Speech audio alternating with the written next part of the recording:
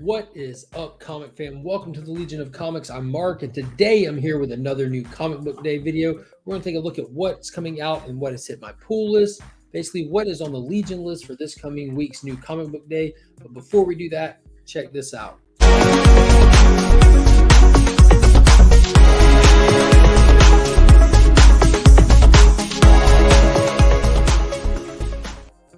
Remember to hit up Justin Comic on Instagram if you need anything cleaned or pressed. He can take care of you for as little as $10 a book.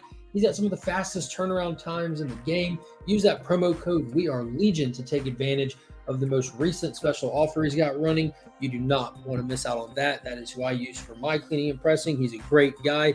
Hit him up, give him a follow anyways. So let's get into it. This week is huge.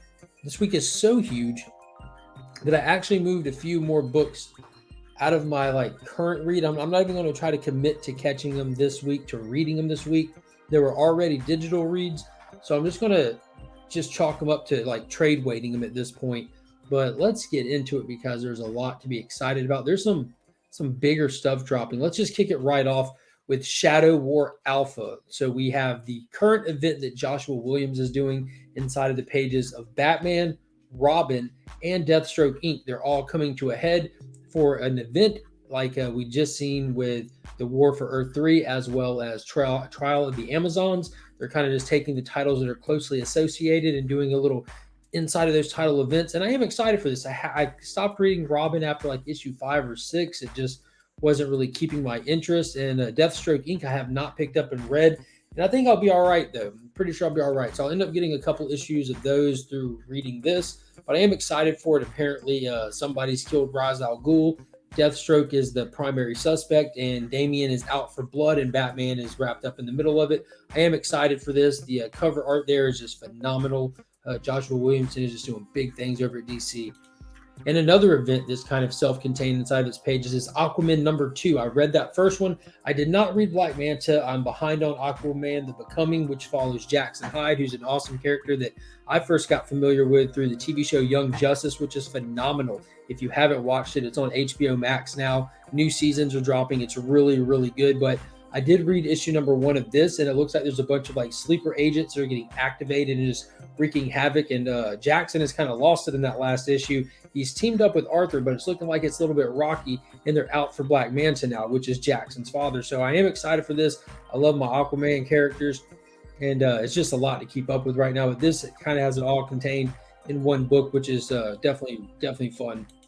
Now, here's a big one. Literally, this is Jim Rugg's Hulk Grand Design #1 Monster, and there's supposed to be 2 or 3 issues of this. This is just going back and looking at Hulk's entire history and putting it all together into one story, kind of just summing it all up. So if you're not very familiar with the Hulk, you know who he is, but not too familiar with his stories and this and that, this will be a great book to get really familiar with him. I'm excited at some of the art in it, just to kind of just revisit the character and some of the classic stories.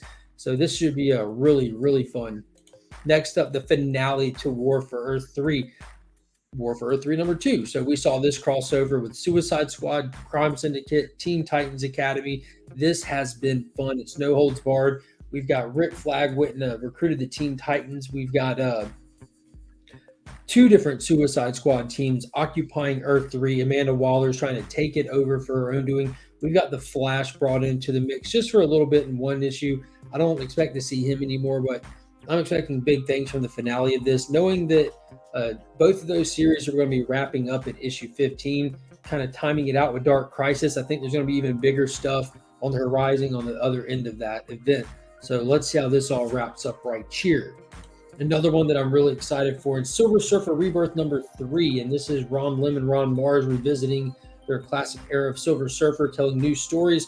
And we saw that somebody, we don't know who, has the reality gem, and he's altering everything. And Thanos actually went and seeked out the Silver Surfer to get his help with catching the person and finding out what's going on. We also saw in that last issue, Jack of Hearts is back. So we saw him in the pages of She-Hulk as well as in these pages. But this predates the She-Hulk stuff. I don't even think he's supposed to have been dead in this timeline. It's not this timeline, it's this time era. It's supposed to be written in the time era that this run was originally done in. But it's been super fun.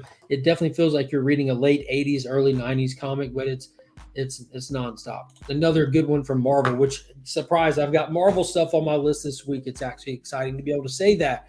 But Ghostwriter #2, I forgot who wrote this, but Cale News doing the covers, and that first issue was amazing. It was so good.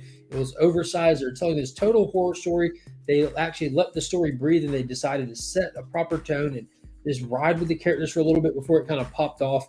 And it was kind of like an explaining of where Ghost Rider's been. Why haven't we seen Johnny Blaze around in the Marvel comic universe for a while? And it looked like he was in like this fake reality that he was stuck in, kind of just keeping him in place. And this very mysterious character came and violently helped him break free of it. And then he did the rest on his own. But the rider is back. Johnny Blaze is free, and we're going to see what happens next. I'm very excited for it.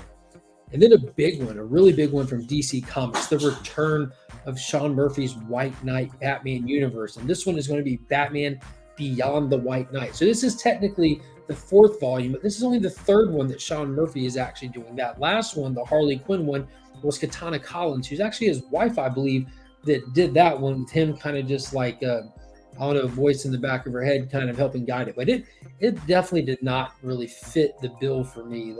It wasn't a bad story. It just wasn't great. And his other 2 volumes had been great, especially that Curse of the White Knight with Azrael. So I'm excited to see where he takes this one. It's supposed to be like 20 years since the Curse of the White Knight. So Bruce is still in jail.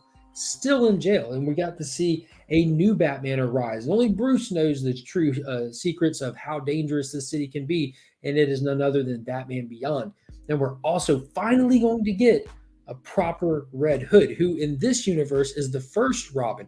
He was teased at the end of that 2nd volume, and then we barely saw anything of him in that 3rd volume. So we're finally getting Red X proper, some Jason Todd proper, who is this guy's favorite Robin. So I'm excited to see him get some glory in this universe as well. And another big return, we have Swamp Thing, issue number 11 of 16 now. Originally, this maxi series was only 10 issues, but because it sold so well, they extended it to 16. So they wrapped up those 10, already soliciting the next 6 chapters. And that's what we're getting right here. And we're getting, I think her name is Tati, something. It's Alec Holland's daughter being brought into and introduced into this story. But Ron V is doing an excellent job with this Swamp Thing run. Is focusing on the new avatar, the Green Levi Kamei, and we just saw him have it out with his brother Jacob in that first story arc. We really got to watch him discover and see what it really is to be part of the Green, and he still hasn't grasped it. There's still a lot that he's going to have to figure out before he can move forward and operate as the Green's avatar. And we left him in a very horrible place where he was just in pieces and in ruin. So this is another learning curve that he's going to have to do, with coming back together and just finding out what it really is. So I'm very excited for this. I'm glad that they're bringing in the Holland. I hope that they kind of play with the legacy of the character as well, but I'm definitely on board for it.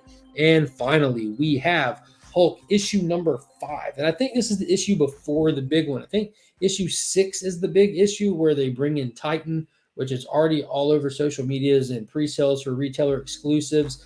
And speaking of retailer exclusives, if you haven't already, be sure to check out bigtimecollectibles.com. They do have all kinds of amazing stuff. They are a channel sponsor. They're sponsoring this month's and every month's Legion Loot giveaway. But this month, if you are a channel member, not only are you entered to win a lot of Big Time Collectibles exclusives, a whole pack of We Lives For Me, but there's also this Justice League Avengers Heroes Initiative edition. And that is all being included in that giveaway for the channel members. So if you have not, please consider joining the channel. It's down there next to the subscribe button. Hit that join button, read the little tiers and see if any of them speak to you. But you definitely want to check out, if you're ever on the fence about it, this is a month to join, because I'm only kind of pushing hard because I don't think I'm going to have another monthly giveaway that's quite this big. This one's valued at approximately $492 when I added it up. So that's pretty big stuff. So like I mentioned earlier in the video, I did move some stuff over to Trade Wait or Read If I Can, and that's New Burn by Chip Zdarsky. Number 5 is coming out. Righteous Thirst for Vengeance number 6, which is from Rick Remender, which has been really good as well. Batman One Dark Knight from Jock, which that first issue just fell so flat. It just, I don't know, if there's time, which I seriously doubt there will be, I might check out that second issue. And Something Is Killing the Children issue 21 drops, which I already took that off my pull list. It's just a digital only read if I even decide to read it. But I don't know, that everything after like 12 or 15 is just absolute garbage in my opinion. I know a lot of people are excited about it. It's a huge spec book and it keeps people kind of excited, but we're supposed to be getting the start of a new storyline and maybe back to monster hunting.